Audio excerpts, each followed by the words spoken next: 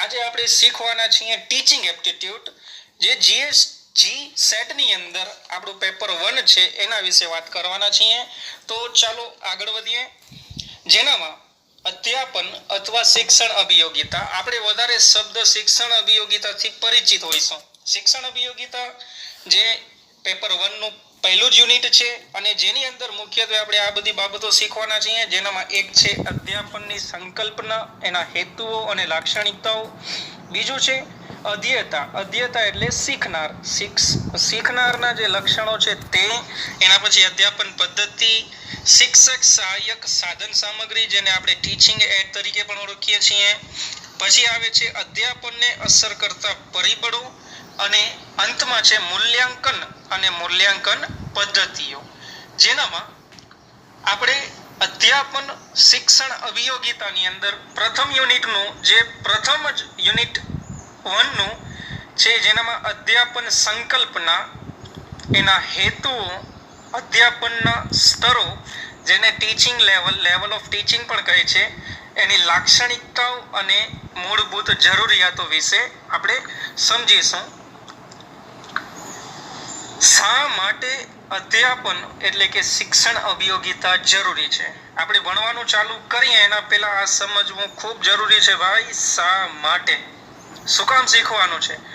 આપણે નેટ અથવા જી સેટની એક્ઝામ આપતા હોઈએ તો સૌથી પહેલા જો તમારે પ્રોફેસર બનવું છે તો એના માટે શું તમે શિક્ષક બનવાની લાયકાત ધરાવો છો?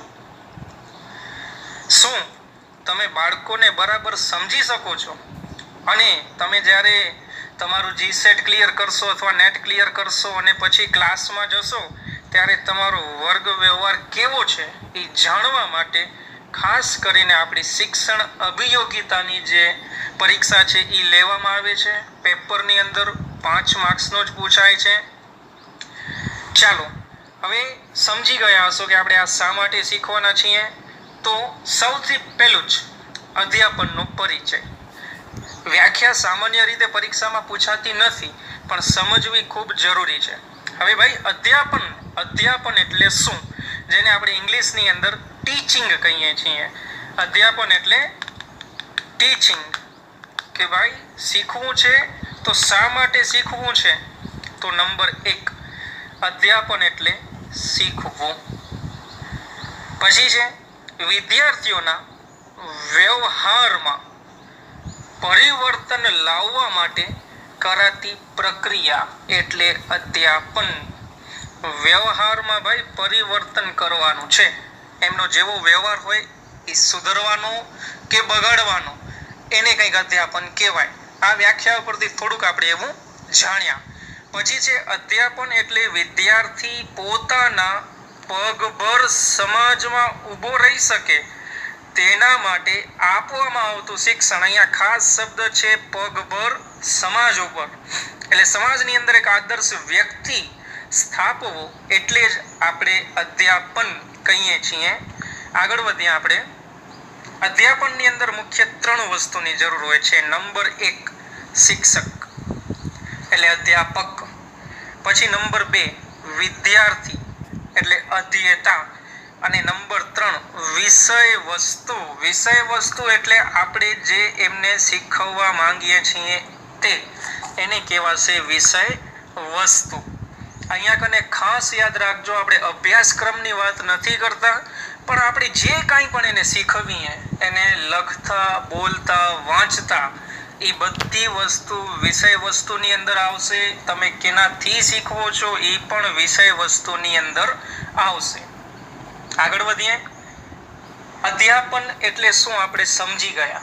હવે પછીનો મુદ્દો છે એમના હેતુઓ, લાક્ષણિકતાઓ અને જરૂરિયાતો. હવે આ જે હેતુ, લાક્ષણિકતા અને જરૂરિયાત આમ જોઈએ તો 3 અલગ છે પણ અધ્યાપનની અંદર આ 3 વસ્તુ આપણે સમાન રીતે પણ લઈ શકીએ છીએ. એનો સૌથી પહેલો જ હેતુ તમે કહી શકો, એમની પહેલી લાક્ષણિકતા કહી શકો, અથવા તો ભાઈ અધ્યાપન શા માટે જરૂરી છે એની જરૂરિયાત પણ તમે અહીંયા કહી શકો. નંબર 1 હેતુ સિદ્ધિ માટે. હેતુ સિદ્ધિ એટલે અધ્યાપન આપણે કોઈ ચોક્કસ હેતુને સિદ્ધ કરવા માટે જ કરીએ છીએ. ભાઈ બાળકનો જન્મ થયો અને હવે એક જ હેતુ હોય આપણો દેશનો કે મારે આદર્શ વ્યક્તિ જોઈએ. કેવી રીતે જોઈએ? તો એના માટે તમે એને એવું કંઈક શીખવો કે જેનાથી આદર્શ વ્યક્તિ થાય. તો એ જે આદર્શ વ્યક્તિ છે એ થયો આપણો હેતુ. એને કહેવાય હેતુ. એટલે કે આ શું છે? હેતુ સિદ્ધિ કરવા માટેની એક પ્રક્રિયા છે. પછી નંબર 2, અધ્યયન અને અધ્યાપન એ બંને આંતર પ્રક્રિયા છે. હવે ભાઈ આંતર પ્રક્રિયા એટલે એકબીજા ઉપર આધારિત રાખતી, એકબીજાની સાથે ચાલતી પ્રક્રિયા. હવે અધ્યયન એટલે શીખવું અને અધ્યાપન એટલે શીખવવું. જ્યારે આપણે કોઈને પણ શીખવીએ છીએ એટલે સામે જો તમે અહીંયા કનેથી ટીચિંગ કરશો તો સામે કોઈક લર્નિંગ કરવા વાળો હશે. એટલે ટીચિંગ અને લર્નિંગ બંને એકબીજા ઉપર આધારિત છે.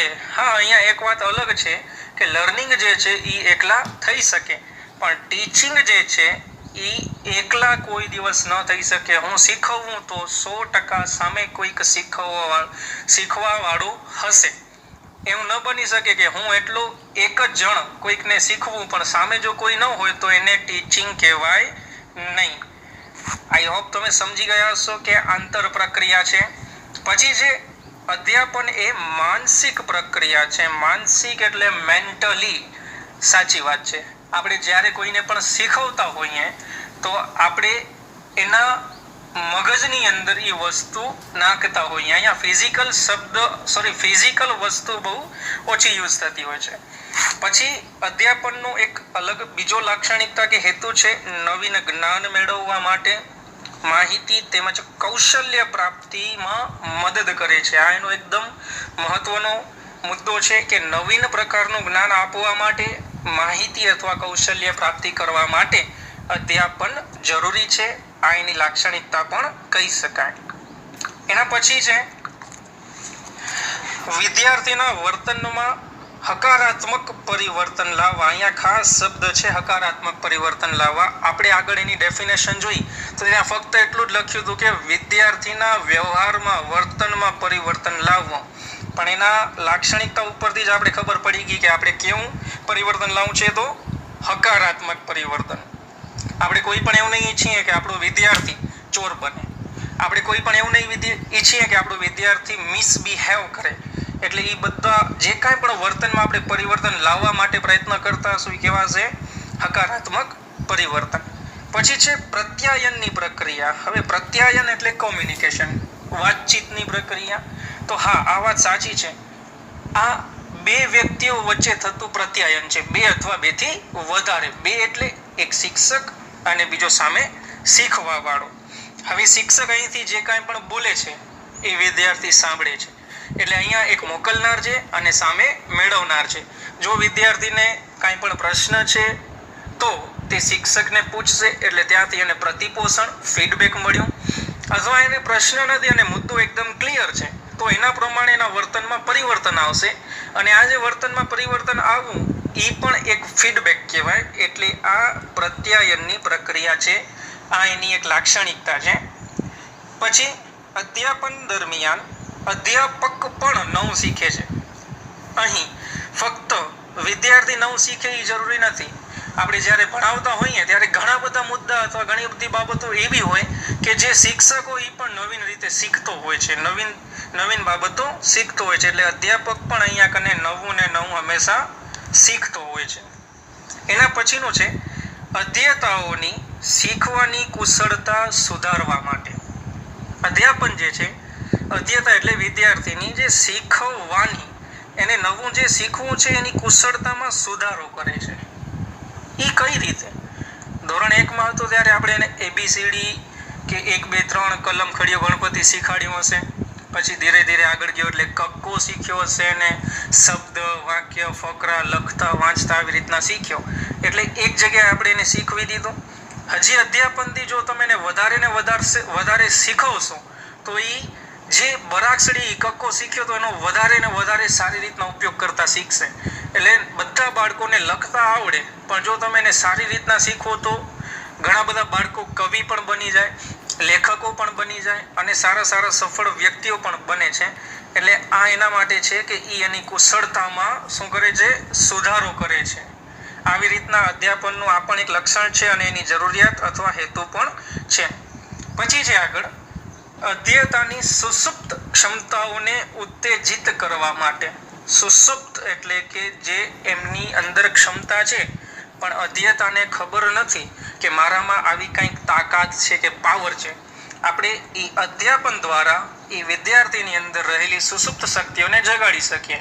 જેમ કે હનુમાનજીની અંદર શક્તિ હતી, પાવર હતી, પણ એમને ખબર નહોતું. એટલે જાંબુવંતે એમને એમની શક્તિની બધી માહિતી એને જાણ કરી એટલે એ લંકા પહોંચી શક્યા. એવી જ રીતના એવું છે, આપણો વિદ્યાર્થી પણ આપણા માટે હનુમાન છે. એમનામાં તાકાત છે, પાવર છે.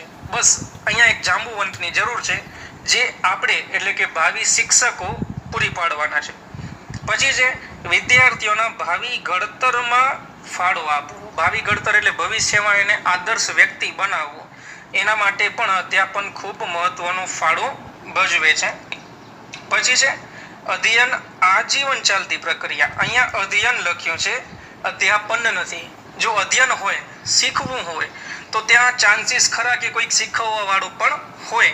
એટલે શીખવું અને શીખવવું એ આજીવન ચાલતી પ્રક્રિયા છે. ફરીથી કહી દઉં કે હા, અહીંયા વાત અલગ છે કે તમે પોતાની રીતે શીખો, સેલ્ફ અન્ડરસ્ટેન્ડિંગથી કરતા હો તો એ ફક્ત અધ્યયન બને, ત્યાં કને અધ્યાયન નથી. પણ અહીંયા કને ઘણું બધું એવું હોય છે, આપણા મોટા વડીલો આપણને શીખવે છે એટલે એ પણ ત્યાં અધ્યાયન થયું કહેવાય. એના પછી છે સમાજમાં આદર્શ વ્યક્તિઓનું ઘડતર કરવું. આ મહત્વનો મુદ્દો છે. કોઈ પણ દેશની અંદર શિક્ષણ વ્યવસ્થા જ્યારે સ્થાપવામાં આવે ત્યારે એનો એક જ હેતુ હોય છે, આદર્શ વ્યક્તિઓનું ઘડતર. ગાંધીજી પણ આ જ માનતા. ગાંધીજી, રવિન્દ્રનાથ ટાગોર, આ જેટલા પણ આપણા ફિલોસોફી, આપણા શિક્ષણની ફિલોસોફી આપી, તો એમનો એક જ ઉદ્દેશ્ય હતો કે સમાજની અંદર આદર્શ વ્યક્તિઓની સ્થાપના થાય. અને આદર્શ વ્યક્તિઓની સ્થાપના કઈ રીતે થાય? તો એના માટે અધ્યાપન જરૂરી છે. જો અધ્યાપન યોગ્ય હશે તો જ આદર્શ વ્યક્તિઓની સમાજની અંદર ઘડતર થઈ શકે. એટલે આ બધા જે હતા એમના હેતુઓ, લાક્ષણિકતા અને એની જરૂરિયાત હતી.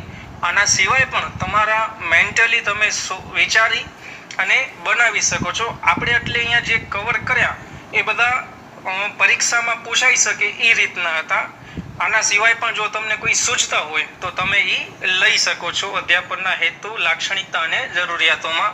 કારણ કે આ મુદ્દો જે છે એ જેમ તમે વધારે વિચારશો એમ તમે વધારે મેળવશો, એ રીતના છે. આશા રાખું છું તમને આ સમજાઈ ગયું હશે. ધન્યવાદ.